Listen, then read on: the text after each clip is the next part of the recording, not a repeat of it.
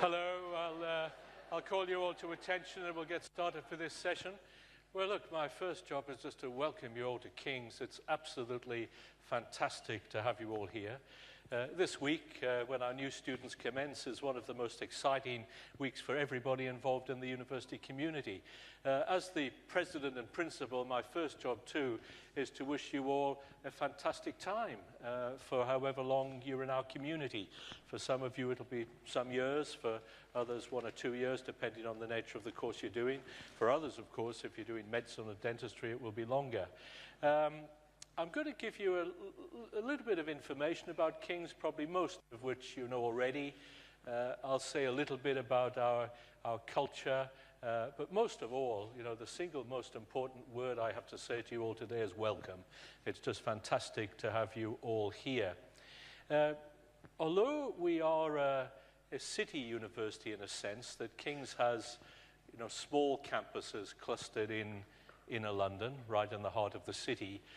Or you could say we have 140 different buildings that are all integrated with the heart of London. We're almost like the great continental universities, like the Sorbonne, in terms of we are a university of, and in some ways for London.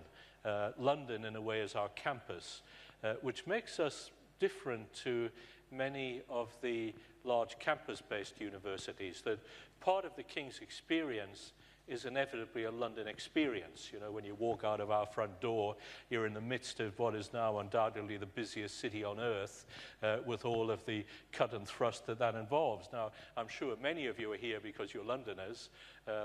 Some of you will be here because the idea of studying in what is, I think, probably as a non-Londoner, I can safely say, is the world's most vibrant city at the moment, has a certain appeal in itself. But to get the most out of your time at King's, it's difficult to do that if you don't get something out of London at the same time. You know, the fact that some of the greatest galleries in the world, which are totally free, within a few hundred meters of where we are today, that there's an incredibly vibrant arts and intellectual scene in this city, which isn't that expensive when you drill down and you know what you're doing. So I'll just give you that as a preamble. Now, the second thing I want to say is that for those of you who are undergraduates, and I know that quite a number in the audience are doing a master's course, probably some possibly even a PhD, but some will be masters, but the great majority are entering into your first university experience as undergraduates. The university years are different to the school years. And many of you, all of you, I think, will breathe a sigh of relief at that, because one doesn't want the same type of rigid structure that you have in secondary schools, even though that's eased a little over the years. You know, you are adults and you're here for an adult experience. That inevitably means that much more of your direction in life is perhaps generated from within than was the case in school. Now, I say that advisedly because I think by the time anybody gets to the demanding school process, A-level process or baccalaureate or whatever you did at the moment, you've already acquired huge self-reliance and learning skills. But even more at university, the level of ambition is set by yourself, because at school, even with demanding A-levels, there's a block of knowledge one has to master. And if one masters that knowledge, one does extraordinarily well. You know, one of the things we all have to come to terms with as we enter the wider world, which you're now doing, is that knowledge is limitless in every field. And whatever field you're in, you can't master everything. And you have to set your own level about the degree of mastery you want to achieve. Now, for all of you, that will be a good basic knowledge of the field you go into. But how far you want to extend that and how far you want to develop it is a decision you'll all make. And with the complexity of the the knowledge base and the intellectual base of the different fields you're in, you'll have choices to make, because you'll have to work out whether you want to put your emphasis a little bit more in one area or in another, because that's how we develop our intellect and how we take things forward. And it means that in, say, an undergraduate class, you have quite a number of opportunities to extend your knowledge and start to become really expert at different things while maintaining a decent level of proficiency across the board. Now, in saying this, I'm not suggesting for 1 minute that you shouldn't all aim to be, in the old terminology, high distinction students in everything you do, but just to say it's quite legitimate to become interested in things and quite passionate about them, and to use these university years to develop. The second thing about this stage of your life is, and again I'm speaking here mainly to the undergraduates, it's a crucial part of one's personal development. You know, for many of you, and I know that circumstances are often difficult. Some of you will be doing part-time jobs. Many of you will be under financial pressure for the next few years to meet living expenses and etc. But at the end of the day, for most of you, this will probably be the last time when you have some years of relative freedom for intellectual development and to pursue your own intellectual interests. Because although one, of course, can do that when one enters the full-time workforce, it is more difficult, and the constraints and degrees of freedom one has reduced. So my message to you all is enjoy the next few years. You know, don't let a moment go by that you don't get the most out of it. Now, it goes without saying that the formal structure of the university, the lectures, the tutorials, the workshops, the laboratory experiences, whatever works according to the course you're doing, is absolutely crucial. And there's a huge amount of preparation time involved around that, of self-learning. Possibly more so than in the secondary school environment, definitely more so. But there's also no doubt that one learns a huge amount about oneself at university by interaction with others. Now, in the main, that is interaction with one's fellow students. You know, you'll have some people who come from your school or your area. You might know them already. I'm sure if that's the case, there will continue to be friends and you'll continue to spend time with them. But it's a huge opportunity to get to know people not only from different parts of the United Kingdom, but to come from different parts of the world. Almost half of our students at King's come from outside the UK, almost half. About 15–16% from continental Europe, and the rest from every corner of the earth you can think of. So what an amazing opportunity it is to get to know people who come from another country, from another culture, who've had an upbringing very different to your own, but to share with you at this stage in your career a desire to learn, to interact, to mix with others. So I'd give you all the challenge, you know, if within the next few weeks you haven't all met at least a dozen new people, you haven't been trying hard enough. And you should all make sure that you meet with and mix with people from different backgrounds. And then they will become your friends, and you will be immeasurably the richer for it. And that, of course, applies to our international students as well as the students from the UK or the broader European Union. I know that I went to a university in Australia where I did medicine in different times. But some of the best friends I have in life are those I made at university.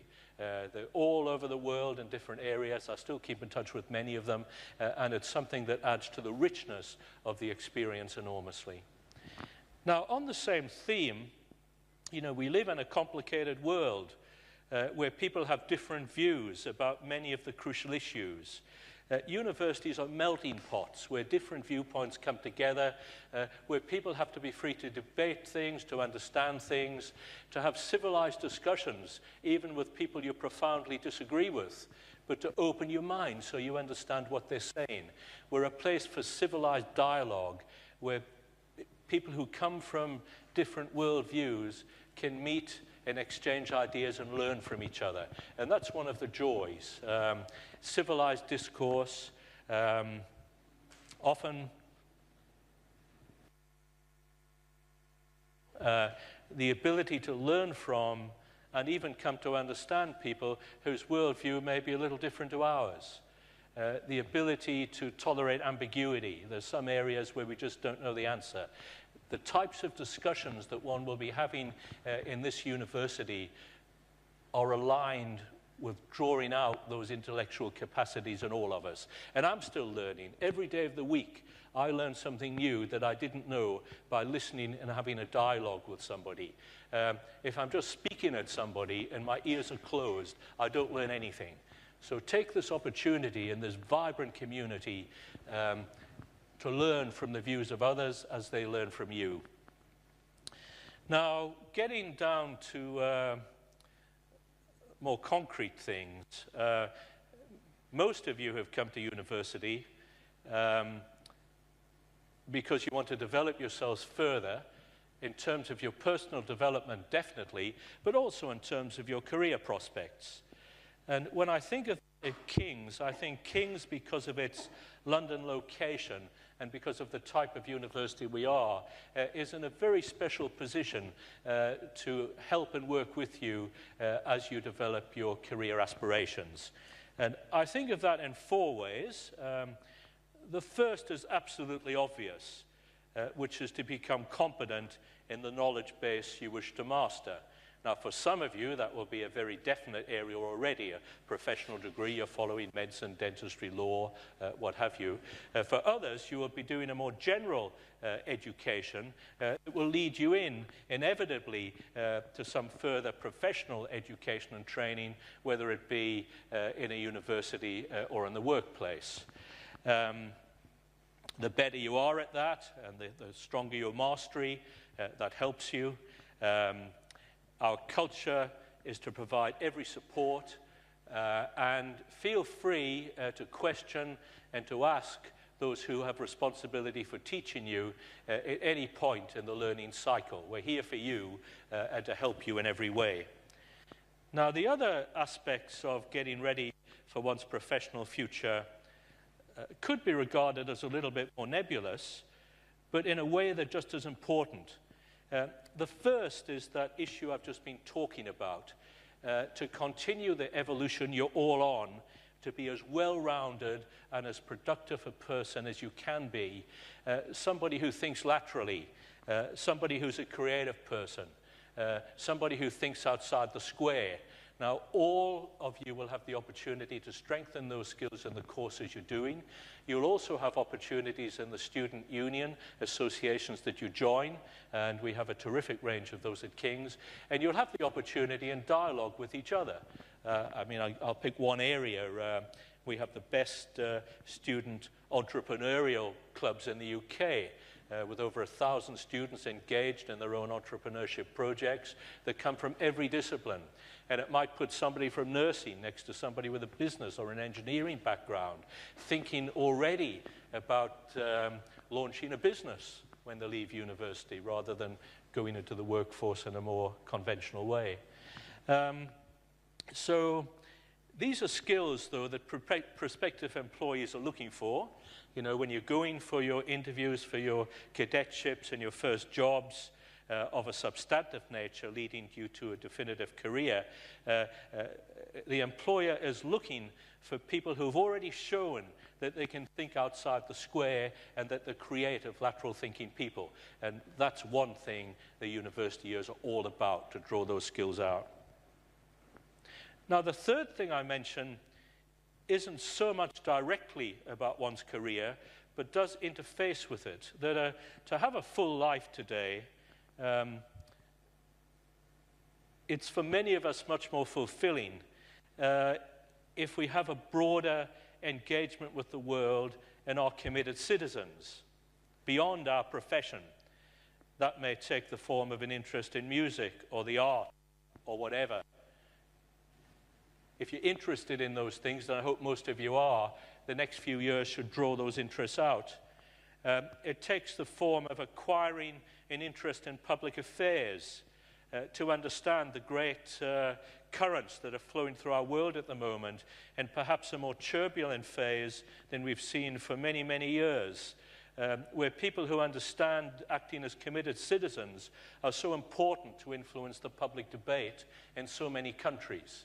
As you walk along the Strand, I think there are now some new video screens going up, but Archbishop Tutu's picture will reappear as those screens start to work.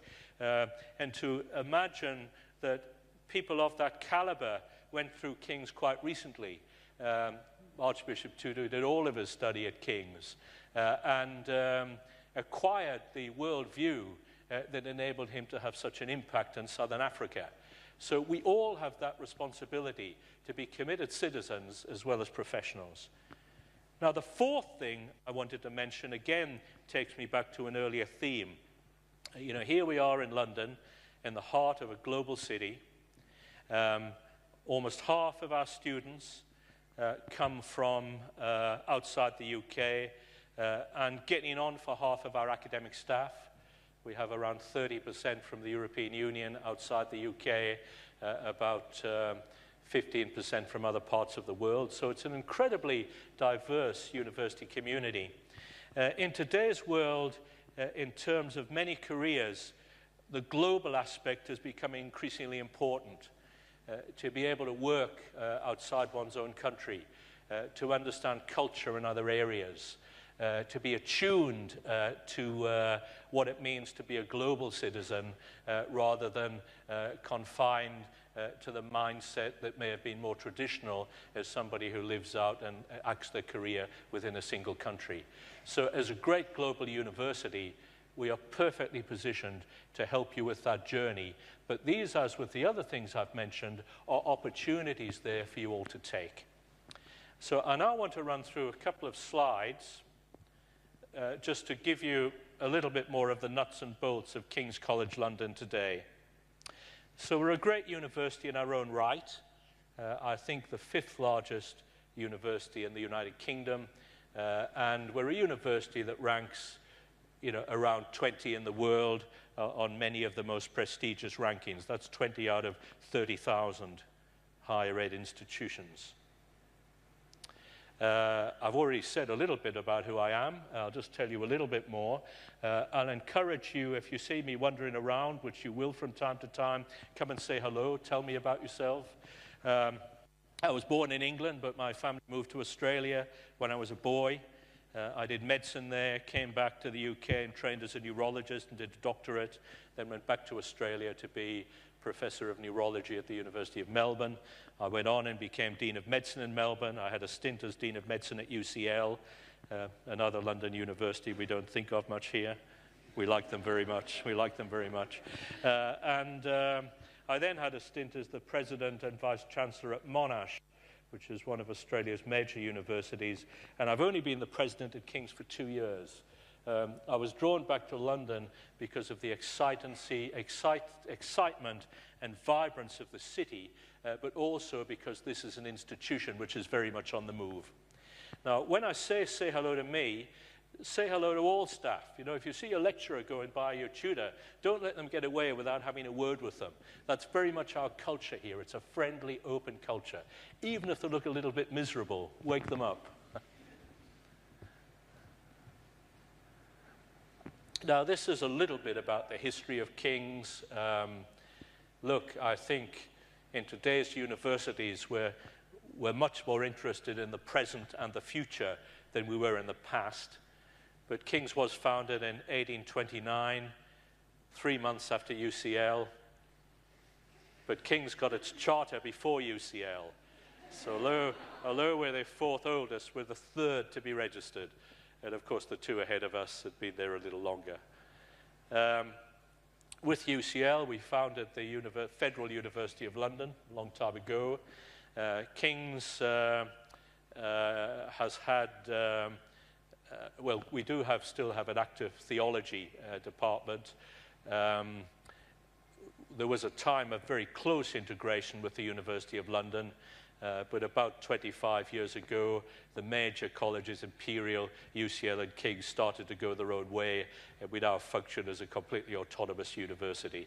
So that was from 1994 in every way. Although degree awarding rights could have been taken up earlier, it wasn't activated until quite recently. So anybody graduating before 2008 through King's would have had a University of London degree. Now, as with UCL, if you go through UCL, you have a UCL degree. If you go through King's, you get a King's degree. And that's a good thing, because a King's degree now has a much higher profile throughout the world than a University of London degree does. Modern King's is a fairly recent creation. The original college in 1836 was centered on humanities, then social sciences, then of course the natural sciences, which were phenomenal with some of the great discoveries taking place there, notably James Clerk Maxwell's work. Then there were a series of mergers. King's College School of Medicine was a separate college that merged in about 30 years ago. Chelsea and Queen Elizabeth taught almost mainly humanities, but a broad range of things, merged in shortly afterwards. Institute of Psychiatry, the leading activity in the world in psychiatry, merged in around 20 years ago. The Florence Nightingale School, the world's leading school of nursing, about the same time. And then a crucial merger, the massive London Medical School, United Medical and Dental School of Guy's and St Thomas's, merged in just under 20 years ago. So this took King's from a moderate-sized college of a federal university to a massive comprehensive university in its own right. We say the founding date was 1829, but for all of these different entities that merged in, it differs. You know, the Florence Nightingale School was obviously founded by Florence Nightingale after the Crimean War. St Thomas's Hospital Medical School was founded in the 14th century, so 13th century, so it's 800 years old. Institute of Psychiatry comes out of Bethlehem, then the Maudsley, which is with the Hotel de Dieu in Paris, probably the oldest psychiatric institution in the West. So we have our roots going back 700 or 800 years in modern King's. And then when King's began, as with Oxford and Cambridge, we were a Church of England institution, and there was a transition into the massive secular university we are today. But like many of the Oxford and Cambridge colleges, we still have a link with the Church of England. We have a wonderful chapel upstairs and a great choir. We have, in our chaplaincy, we have representatives of, I think, pretty much every faith. We have Sunni and now Shia. We certainly have a rabbi and every Christian faith. And the chaplaincy is open to those of any faith or none to complement the secular counseling and psychological support services we have in the institution. But even if you don't have any link with the Church of England, the music is absolutely stunning. You'll hear the choir music wafting through this building for what is one of the 3 or 4 greatest university choirs in the world. And it's great. I sometimes sit there if I have a moment, if the choir are practicing, and I just, you know, I'm taking notes on something else, but it's a really pleasant environment just to let that music wash over one.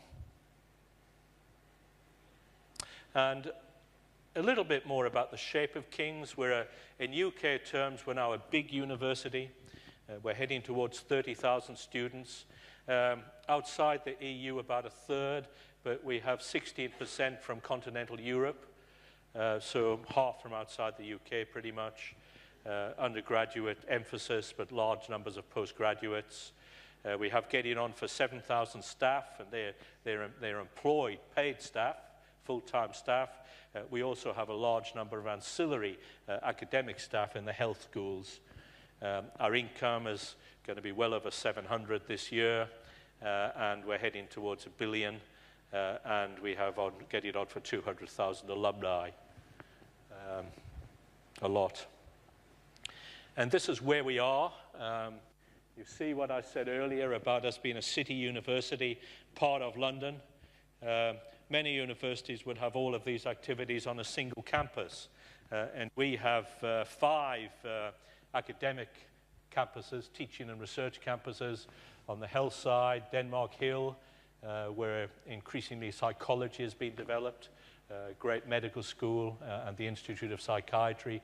The Waterloo campus, where many of the science labs are, but a lot of the teaching takes place. St. Thomas's, a big medical campus. Guy's, which is the heart of our health and medical school, huge teaching facilities, over 2,000 staff at Guy's, many researchers. Where we are now, the Strand campus. And then in the smaller squares, smaller academic areas where some of you will be based for part of the time, and the different areas where we have apartments, which are quite well spread out. Now, it does mean that for many of you living in a university residential facility, you have a ride on public transport as you get in, and increasingly, I think we have a vibrancy of activity, especially at Guy's, the Strand and Waterloo, to hold you there and give you interesting things to do between lectures, tutorials, and more formal commitments. Great coffee shops around all of our campuses. You know, it's the time, this is the time when you meet your fellow students, when you mix, and of course, when you engage in part with the more than 150 student societies we have. Now, all of you, as you look at this, will see the area that you're in. One of the problems we have and the dilemmas we have to overcome is how we get students to meet who are based on different campuses, especially when we have a little divide between the health campuses on the south of the river and most people on the north or at Waterloo on the river. This is where I think 2 things come in. All of you should make absolutely sure that you select 1 or 2 student societies you want to join. And if you don't like them, join another one, you know, because these are the cross-cutting things where you meet people from different disciplines to your own. Secondly, there are all sorts of co-curricular activities that the university offers. I, for example, teach a leadership course for second-year students that that people can self-nominate, and we take about 25 students from across the institution, and I teach 10 2-hour leadership workshops. But there are all sorts of things like that at King's labeled under co-curricular. You know, have a look at them. The biggest in numbers is the Associate of King's College, the AKC, which started as an Anglican theological qualification and has morphed into a comparative religion study and an understanding of philosophy and life. So for those of you who are interested in an objective broadening, have a look at the AKC and see if it works for you. Of our students, we have about 2,000 enrolled in that, so what is it, about 1 in 15. And when you graduate, you have a little additional stole which says you did the AKC, and of course you get a separate testament for that. So in terms of personal development, if that interests you, perhaps I'd think of it as perhaps comparative religions and philosophy. What is the meaning of life in inverted commas? Sorry, I shouldn't say that. It's an interesting thing to look at because it's quite a broadening experience. Now, the other thing that brings people together, which I don't think we see enough of, is that there are a huge number of external talks going on our campuses at any point in time. We have one advantage, that we're right in the heart of London. You could throw a cricket ball from here if you had a strong enough arm and hit the Palace of Westminster. The West End is just next to us. So the city is just on the other side. So many of the great speakers from around the world who are coming through London end up giving a talk at King's. Talks are open to everybody. If it's a restricted facility and the talk is in huge demand, you have to register early because it may be on an allocated seat basis.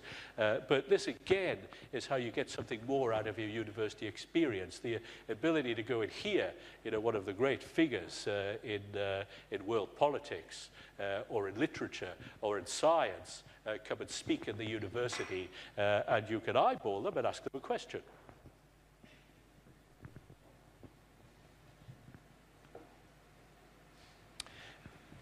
Just a little more about King's. I mean, I'm not too fussed about this stuff because it tends to be backward-looking. But we're doing well in rankings. Certainly well up in the top 50, pushing into the top 20. Our employability stats are as good as anybody's. Very prominent in the Russell Group. The fundraising campaign chaired by John Major ended recently at well over £600 million, and we're about to launch another. For those of you with a health background, we're part of the keystone of the largest academic health center in Europe. We're a key partner in the Francis Crick Institute, which is a huge new multidisciplinary science research institute in biomedicine that you'll see next to St Pancras Station. It's bigger than Terminal 5 at Heathrow, and that will open with huge accolade in the very near future. We're very connected with London. We're one of the top few research universities here. There's REF is a major research assessment exercise the UK government does every 5 years that determines very much of university funding. And we were the most improved of all the great universities in the UK in the last REF. We really blew away the field. The Quality Assurance Agency looks at our educational experience.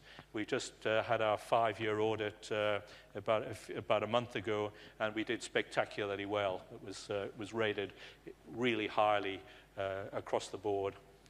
We're committed to drawing in students from a whole range of backgrounds. We really take equity seriously in our admission policies. And we also interact with the school systems. I see there's been a little turmoil in the press since the Prime Minister came out with some new suggestions about education in recent times.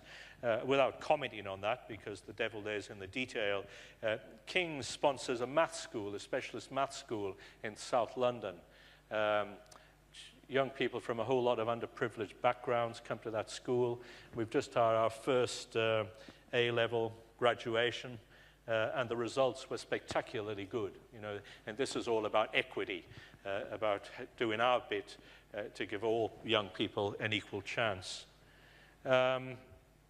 We have a great cultural institute which interacts with all of the cultural agencies in London. It has galleries underneath the east wing of Somerset House, which have a range of displays. We also are committed to a new science gallery, which is about to open on the Guy's campus in about a year. And that is very much around innovative displays, not just in the heartland of what we'd call science, but in human thought. We have a policy institute which interacts with government. And in the international area, we have a School of Global Affairs, which has country-specific institutes for a number of the major countries around the world. That may be of interest to all of you, because these institutes draw in amazing speakers who you can see on the different King's websites. We have many international collaborations and many partnerships with industry and business. Look, I'm not going to concentrate on this. Like all universities, we are transforming ourselves. I think it's fair to say that we've had huge research success over the last 5 or 6 years in particular. One of the jobs we're now in the thick of is to become in every way a student-facing culture. So we put our students at the heart of everything we do, that our students' welfare and their success, both while at university and subsequently, is the thing we value most. I think you'll find that the professional and academic staff you interact with will embrace that philosophy. Academic size and shape I've described, international I've described, academic empowerment. We're going through around the world in the great universities times of change in both pedagogy and the philosophy that underpins our curricula. In terms of pedagogy, I'll just simplify it by saying the best of the old, face-to-face intellectual content, people learning from each other, vibrant social environments, decent facilities, and the best of the new, technology-enhanced learning, learning analytics, the IT world that you've all grown up in, that for many of our senior academics, they're always struggling to catch up with you. But that is really our philosophy, and our international partnerships in education are geared around working to, get to the best position we possibly can.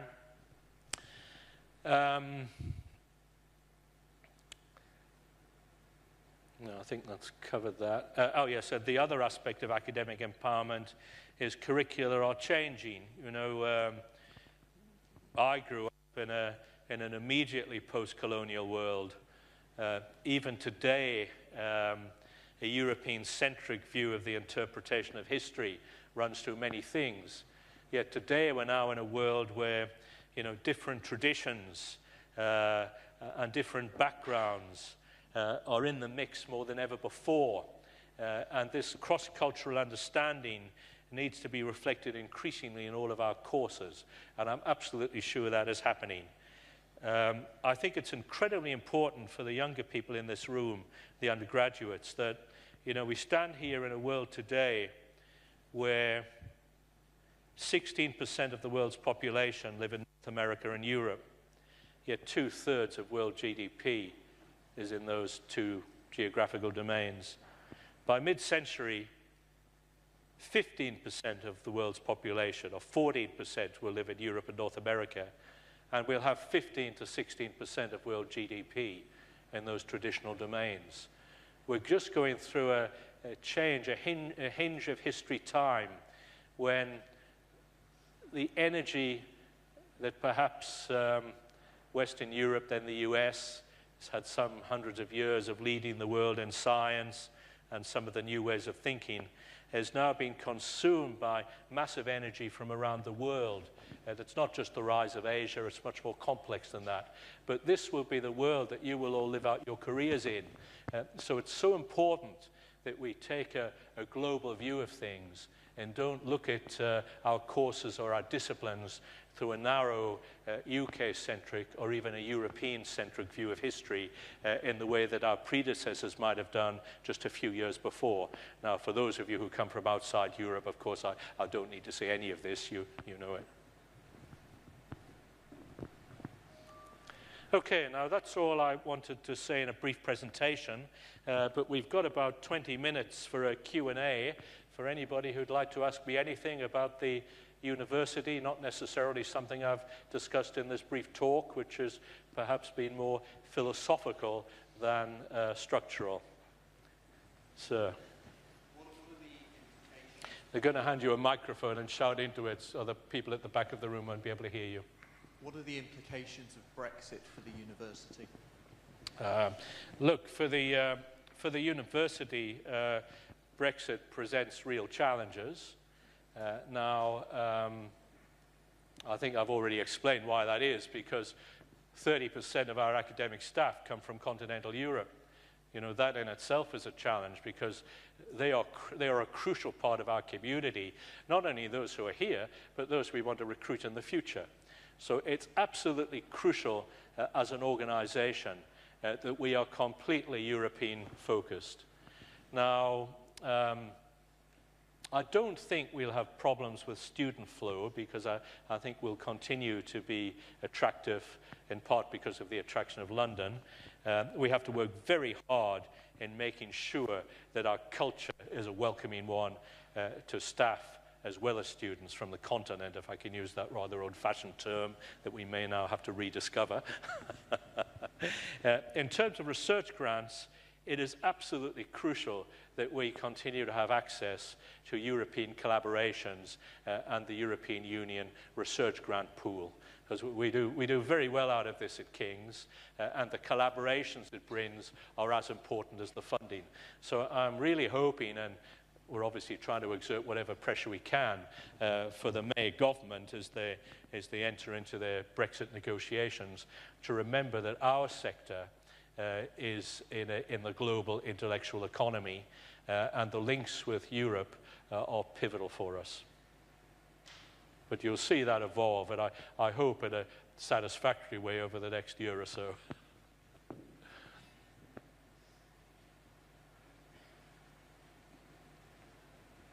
Come on, this is university. You have to put your hand up at university. Yes. Wait for the...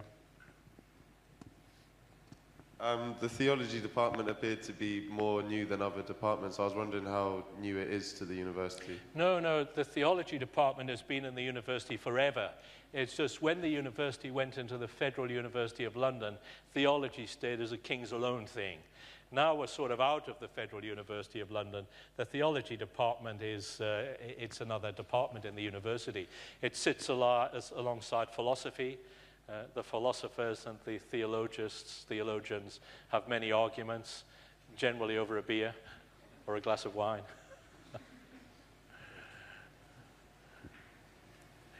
We don't educate people for the ministry anymore. You know, I suppose, an academic study of various aspects of Scripture in the theology department, and we have people attached to that department from a range of different backgrounds, so it's no longer simply Church of England.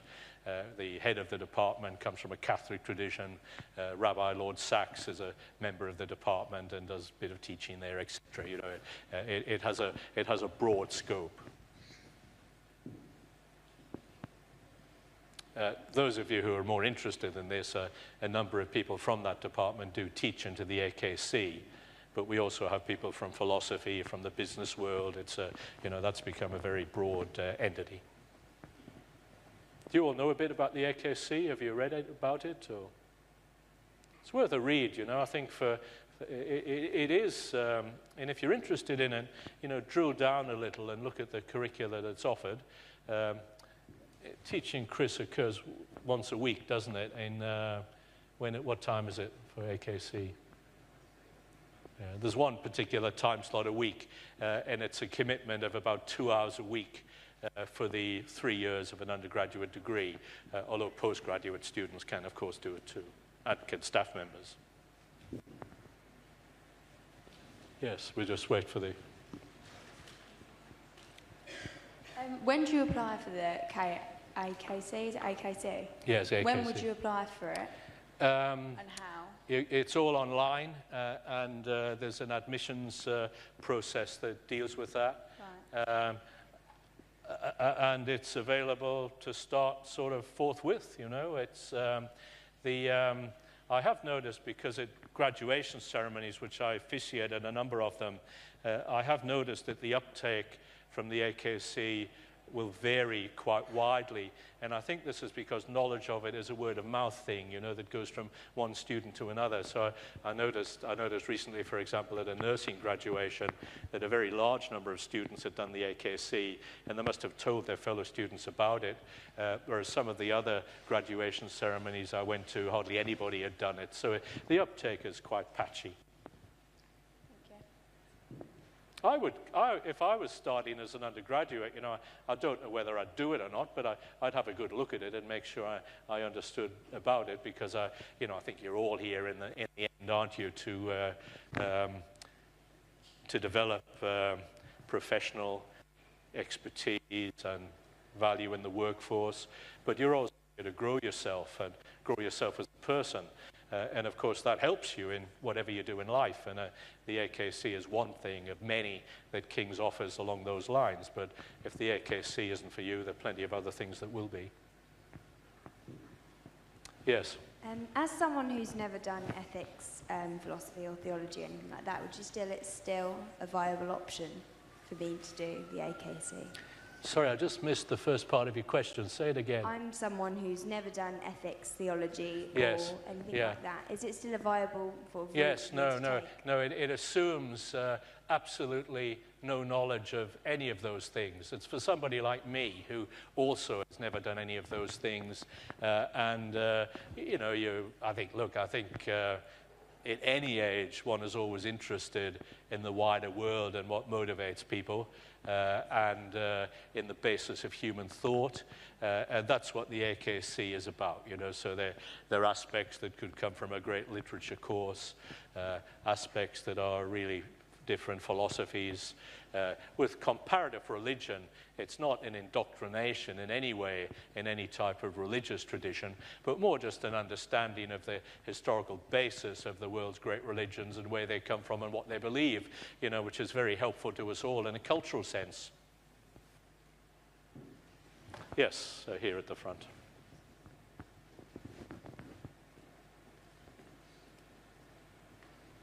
Hi. Since you have a more global aerial view of King's College, I'm interested to know what is your vision for the aspect or the knowledge that students will have graduating from King's that will differentiate them from students from other universities? Like, what do you want us to go into the world from King's with? Well, there are multiple levels to that, you know, which is why I gave my little introduction in the way that I did. Because in the end, you know, being a global person is thinking globally. It's been interested in other cultures and other traditions. It's been open to a career that takes you to different parts of the world. And you will never have a better introduction to that than you do in the heart of London at the moment. You know, I mean, I've already said that about half of our university community are from the UK. We're in the middle of London, which much more than New York now is a great global city. Because so many people in inner London in particular don't come from London. They come from every part of the earth. And by interaction, by learning from each other, you get into a global mindset. Now, all of our courses, wherever possible, have that global orientation. It's, you know, it may be harder to see it in an anatomy course, which doesn't vary so much from country to country as it does in a comparative literature course. But we have that global perspective entirely. We have links with hundreds of the greatest universities around the world for student exchange. Some of those relationships are very tight. I was in the state of Arizona last week because we've now got a very special alliance with Arizona State University, ASU, University of New South Wales. Exchange opportunities coming out of that, but we have close relationships with dozens of the world's greatest universities, and I would hope that most of you, if at all possible, spend part of your degree outside the UK. You know, that's all lined up through the international office. But as I say, you know, in the past, university academics and leaders used to think of international experience as simply going somewhere else for a bit. We don't think of it that way anymore. You know, now it's having a global mindset. So you think of yourself as a global citizen, and simply making that transition opens up all sorts of intellectual and career opportunities you wouldn't have had. You know, I've just been to, as I say, Phoenix, where ASU is based. You know, Phoenix is in the great state of Arizona. The great majority of people in Arizona have never had a passport. They've never been outside the US, and almost half of them have never been outside Arizona. So their mindset and the opportunities they have to think globally and your mindset are quite different. And you have to take full advantage of this. Because believe me, you know, as the Chinese economy continues to rise, as Latin America continues to hit its straps, as Africa continues to evolve, and as India takes its place as one of the world's greatest economies in the years ahead, not to mention what's going on in Southeast Asia, people who think globally and are willing to put themselves out a bit to understand other people's cultures, background, possibly language, are going to have a real advantage in the workplace, almost any profession you go into. Okay. Yes. Have we got the microphone? Oh, it's one at the back, and then we'll take that one to you. Sorry, there's one question back there somewhere. Yeah. Good afternoon, sir. So you just talked about match sponsorships and equity. That's a really great thing. But my question to you is, why aren't there more scholarships for international students? Like I was getting some scholarships from other universities, but definitely I preferred King's over them, so I chose it. But there are no scholarships that I found in my department. We have a large number of scholarships. We don't have nearly as many as we would like, but we're not funded, of course, from the UK government for such scholarships. We have to find the funding ourselves, either through internal funds or benevolence. But it's certainly in our fundraising campaign, more international scholarships is one of the major issues we're pushing forward with. We just don't have enough. I fully accept that. And I think we had a question here somewhere. Here, yeah. Good morning. What about the other students' associations which are not AKC? Are they suitable also for someone who is going to spend only 1 year? No, absolutely. You know, I hope I didn't promote the AKC too much. The AKC is only one particular thing. Increased experience, increased exposure, increased interaction to all sorts of different knowledge areas comes through many of the student associations. You know, and I think whereas the AKC may be an optional extra, for almost everybody, I hope that joining one or more, ideally several student associations will be part of your King's experience. And there's such an array to choose from, you know. I usually go to the fair that they'll be holding later this week. What day is the fair on it? Friday, Saturday. And it's held at the Barbican, or it was last year. It's in my diary to go. And when you see the array of student associations that we have at King's, it's just unbeatable. You know, it can be around a cultural area or a language, a sporting area, something you're passionate about in politics. I mean, there's a vast array of things. So I'd encourage people to join several student associations. And if they don't work out for you, drop out of them and join something else. I think there are a couple of questions there and then one here.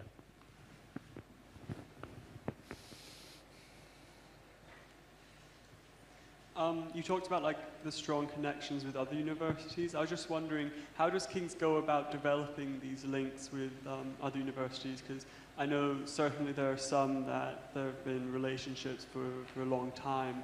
But as you mentioned, there's the ASU and I think Maastricht as well in the Netherlands. What's sort of like the process behind that collaboration? Well, look, if you're at student exchange level, we have links through our international office with hundreds of universities around the world, you know, where the international office and the student exchange officials can assist in organizing the student experience overseas. We have great universities on every continent that we have well-established links with. There are often some advantages to going to an institution where many students from King's have been there before you, and King's is well known. For example, in Latin America, the #1 university in Brazil is the University of Sao Paulo. We have wonderful links with that university. The #1 university in Mexico is UNAM. We have wonderful links with that university. But if, you know, in the States, where the number of great universities is enormous, we have strong links with most of the better known ones, but if one wanted to go to a university that we didn't have an established link with, and it's a reputable and good institution, we would do everything we could to facilitate the experience. But I think you'll find there's such an array of possibility already out there that for almost everybody, you know, whichever part of the world you want to go to, Australia, or any part of Asia, Latin America, the US, Canada, the links are there. Look, there was one back there. Maybe we'll take that one. Then we'll come to the front, and we've got one here and one here. With the master's loans coming in this year and postgraduate loans coming in next year, do you feel like there could be a time where there are more postgraduates than undergraduates? Yes, I think that will be possible at King's in the fullness of time. I think we're a few years away from that, but, you know, as we've established a place as one of the really greatest universities in the world, one thing one sees a little with that is a slight switch towards the postgraduate space. So we've already got a lot more postgraduate students than we had many years ago. I think that will slowly continue, and I would predict sort of a decade from now, we might have approximately equal numbers of undergraduates and postgraduates, but that would be in my time. Now, here, I think. Yeah. Hi. Just asking if what happens to your degree in King's if you study abroad, whatever your course is? Say that again. How does studying outside the UK affect your degree here? Living outside the UK? No, studying abroad in the programs. Well, you know, if you're studying abroad in an area which is accredited by King's, it counts for your degree here in the UK. You know, when I'm talking about links with universities, it's not just links to go there for many of these places, you know, that we've checked them and they're reputable and safe. We have credit approval arrangements. So the list of universities we have credit approval with is less than the list of universities that students may go to, and that's something one has to work out with one's desired international placement. So there'll be some courses where you get complete credit for time spent overseas. There'll be other courses at overseas universities where, because there's not a complete alignment with the curricular content here, the credit is less than 100%. I don't know if anybody from the international areas here. So it's a case-by-case thing. You have to work all of that out before you make your decision where you want to go to. And over here, I think there was a question. Just here. Pass the microphone along. And I think we're about done. Thank you very much for the warm welcome, first of all. A really amazing speech. My question is, what would your advice be for first-year undergraduate students that they should hold on to for the next 3 years? So what would I advise you? What would be your biggest advice for undergraduate students be for the next 3 years? Oh, look, I think I gave that when I gave my introductory remarks.